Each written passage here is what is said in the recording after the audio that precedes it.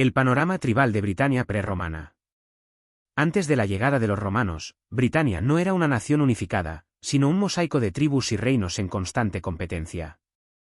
Los brigantes eran, con mucho, el grupo más extenso, controlando un territorio que abarcaba la mayor parte del norte de Inglaterra, desde el mar de Irlanda hasta el mar del norte.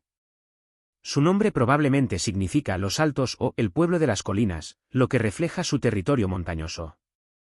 Estructura política: no está claro si los brigantes eran una confederación de tribus más pequeñas bajo un liderazgo central o un reino unificado. Esta diversidad interna explica en parte las tensiones que Cartimandua tuvo que gestionar. Vecinos peligrosos: al sur, lindaban con tribus como los Parisi y los poderosos brigantes, enemigos acérrimos de Roma. Al norte, estaban los feroces pictos y otras tribus de lo que sería Escocia. Esta posición central la hacía a la vez poderosa y vulnerable. La invasión romana, 43 después de Cristo, y la estrategia de Claudio. El emperador Claudio, necesitado de un triunfo militar para consolidar su poder en Roma, invadió Britania en el 43 después de Cristo. Su objetivo no era anexar toda la isla de golpe, sino lograr una victoria rápida y lucrativa. Tácticas de divide y vencerás: los romanos eran maestros en explotar las rivalidades tribales existentes. En lugar de enfrentarse a todos a la vez, buscaron reyes clientes, rex socii y líderes locales que se someterían a Roma a cambio de mantener su autoridad, su estatus y recibir protección militar contra sus enemigos.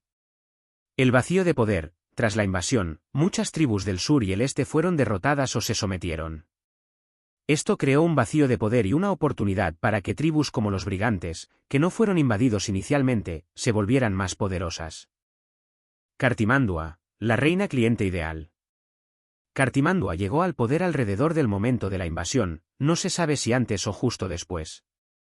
Vio la estrategia romana y decidió que la colaboración era el camino más seguro para preservar su poder y la autonomía de su pueblo, al menos a corto plazo.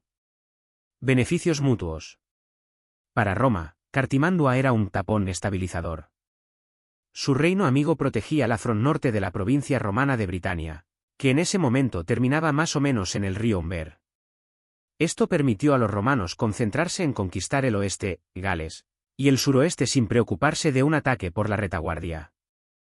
Para Cartimandua, recibió el reconocimiento oficial de Roma, apoyo militar en caso de revueltas internas y, casi con toda seguridad, riquezas y tecnología romana, objetos de lujo, cerámica, vino, que reforzaban su estatus entre la élite brigante.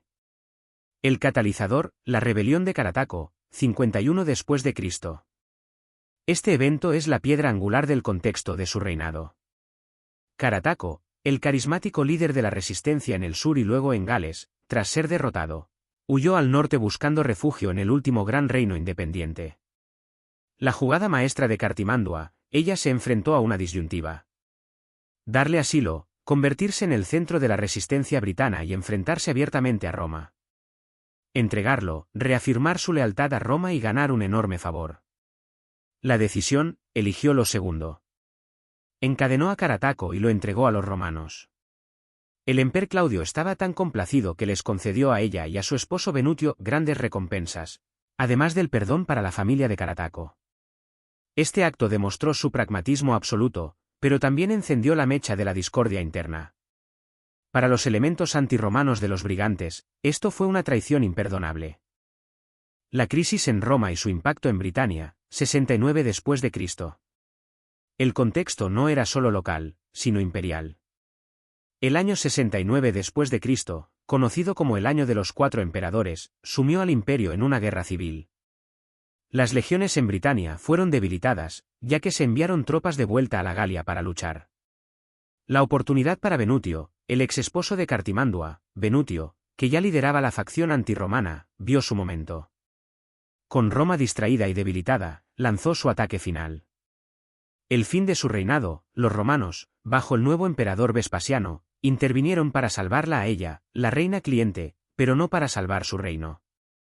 Rescataron a Cartimandua de su capital, pero permitieron que Venutio se hiciera con el control de los brigantes. Roma ya no necesitaba un rey cliente en el norte, ahora su plan era la conquista directa y la anexión, lo que llevaría a las futuras guerras contra los brigantes de Venutio, y posteriormente, a la construcción del muro de Adriano. En resumen, el contexto de Cartimandua fue el de una Britania en violento proceso de cambio, donde la diplomacia romana era tan importante como sus legiones. Ella navegó este panorama con una inteligencia feroz, usando a Roma para su beneficio hasta que las circunstancias imperiales cambiaron y su jugada maestra llegó a su fin. Su historia es un perfecto ejemplo de la compleja y often brutal política de la expansión romana en la periferia del imperio. Cartimandua no gobernaba una tribu pequeña e insignificante. Los brigantes controlaban el territorio más extenso de Britania, actuando como un estado tapón entre las fuerzas romanas en el sur y las tribus ferocemente independientes del norte, como los pictos, y del oeste, como los ordovíces y siluros. La amenaza romana, para el 43 después de Cristo, el poder militar de Roma era abrumador. Cartimandua había visto lo que le pasaba a las tribus que se oponían abiertamente, eran aniquiladas, como los catubellaunos, o esclavizadas. La resistencia total significaba la destrucción segura de su pueblo y la pérdida de su propio poder. La amenaza interna y externa, además de Roma, su reino enfrentaba amenazas de otras tribus britanas y de facciones internas rivales. Su posición era increíblemente delicada. Su pragmatismo consistió en realizar un análisis de coste-beneficio frío y calculado. Coste de la colaboración, pagar tributo a Roma, proporcionar soldados auxiliares y, sobre todo, perder una parte de su soberanía y prestigio ante los elementos más nacionalistas de su pueblo, encabezados finalmente por su esposo Venutio. Beneficio de la colaboración. Protección militar, Roma garantizaría la seguridad de su trono contra rivales internos y externos. Esto se vio cuando las legiones acudieron a rescatarla en 2 ocasiones de revueltas impulsadas por Venutio. Riqueza y estatus. Como reina cliente, habría recibido obsequios, apoyo económico y el reconocimiento oficial como gobernante legítima, consolidando su posición. Estabilidad y prosperidad. La paz relativa bajo la Pax Romana permitía el comercio y la prosperidad económica para su élite. Conclusión, su alianza con Roma no fue por lealtad al imperio, sino por lealtad a su propia supervivencia y a la preservación de su reino en la forma más ventajosa posible. Fue la opción más realista y menos mala. Este evento es el ejemplo perfecto de su pragmatismo en acción. El dilema, Carataco, el héroe de la resistencia britana, huía de los romanos y buscó refugio en su corte. Darle asilo lo habría convertido en un mártir viviente y en un foco de rebelión, invitando a la ira de Roma sobre los brigantes. Negárselo o entregarlo lo convertiría en un traidor a los ojos de muchos britanos. La solución, Cartimandua eligió la opción que maximizaba su beneficio y minimizaba su riesgo. Capturó a Carataco, lo encadenó y lo entregó personalmente al gobernador romano Publio Ostorio Escápula. Este acto tuvo un doble rendimiento.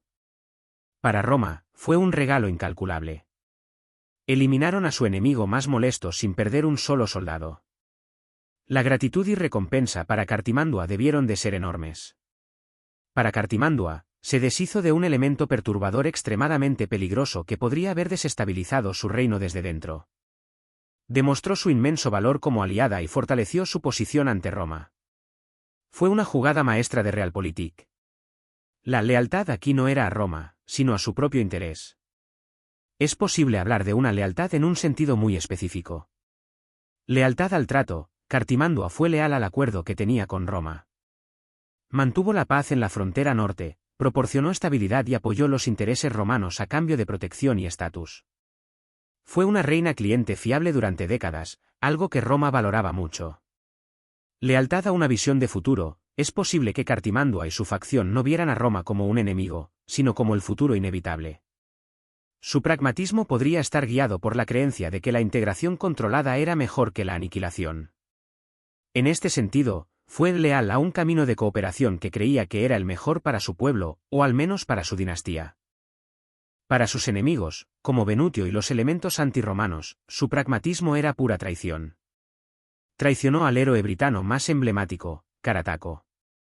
Vendió la independencia de los brigantes a cambio de riquezas y poder personal. Permitió que extranjeros interfirieran en los asuntos tribales. Esta perspectiva es comprensible, pero es la visión de quien prioriza la independencia nacional a toda costa sobre la supervivencia pragmática. La evidencia apunta abrumadoramente al pragmatismo como el motor principal de las acciones de Cartimandua. Ella jugó al juego de la geopolítica con una mano muy débil de la manera más inteligente posible. Su lealtad a Roma era condicional y transaccional, duró mientras Roma pudo protegerla, como hicieron en las revueltas de Venutio, y se evaporó cuando Roma, sumida en su propia guerra civil en el 69 después de Cristo, no pudo acudir en su ayuda. En ese momento, fue derrocada sin que Roma moviera un dedo, demostrando que la relación era de conveniencia mutua, no de lealtad inquebrantable. Fue una superviviente en una época brutal, una gobernante astuta que entendió el poder de Roma y decidió que, si no podías vencerlos, la mejor opción era unirte a ellos en los términos más favorables posibles. Su reinado prolongó la independencia de los brigantes durante una generación, pero al final, su pragmatismo, tan exitoso al principio, sembró las semillas de la discordia interna que acabaría con ella. Cartimandua no fue una peón de Roma, fue una estratega geopolítica.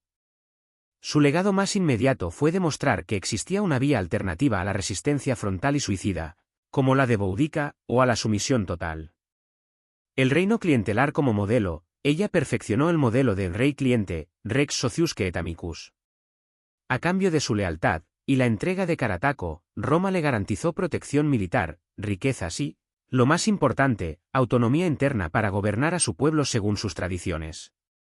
Este modelo fue extremadamente útil para Roma, ya que les permitía controlar un vasto territorio con un coste militar mínimo, utilizando una líder local legítima.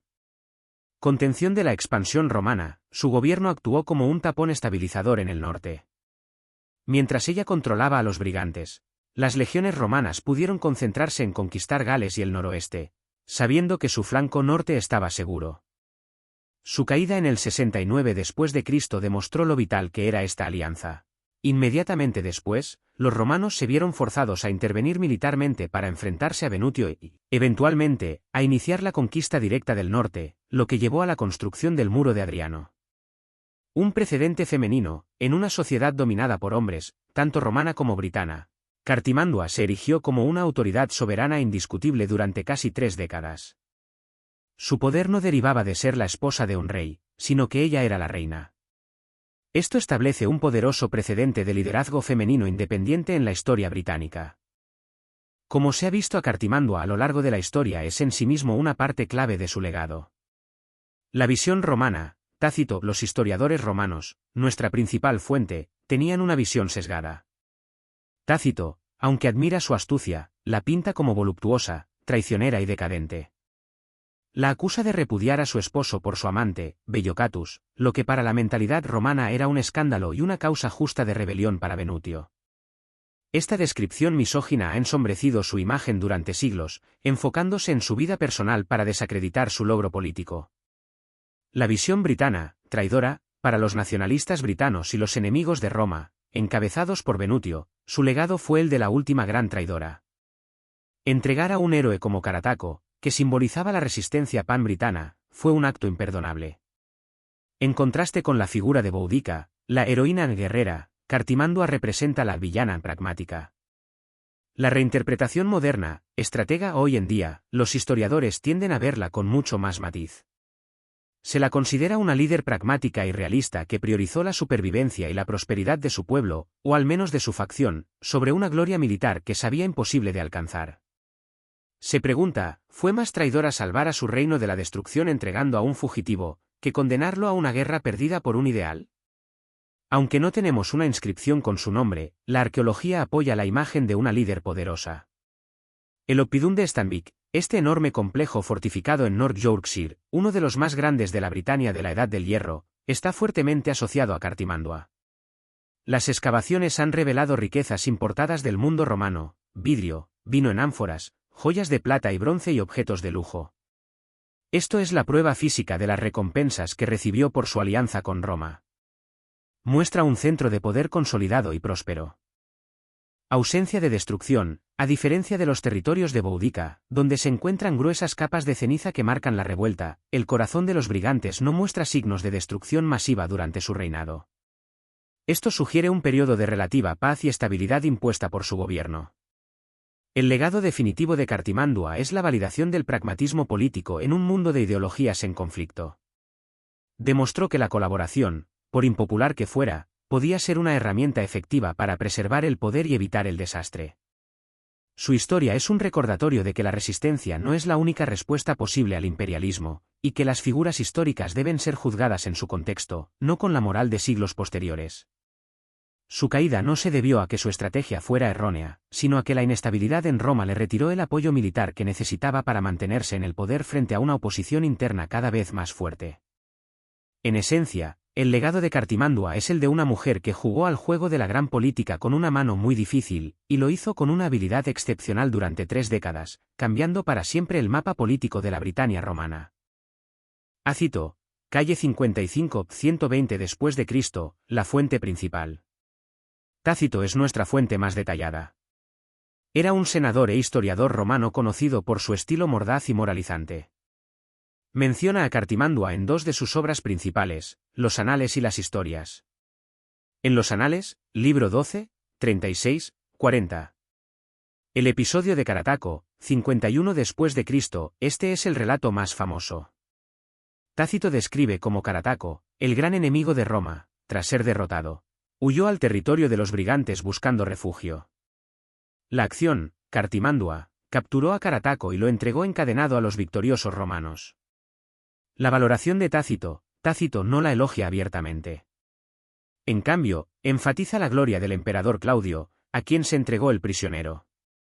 Sin embargo, reconoce implícitamente su utilidad para Roma.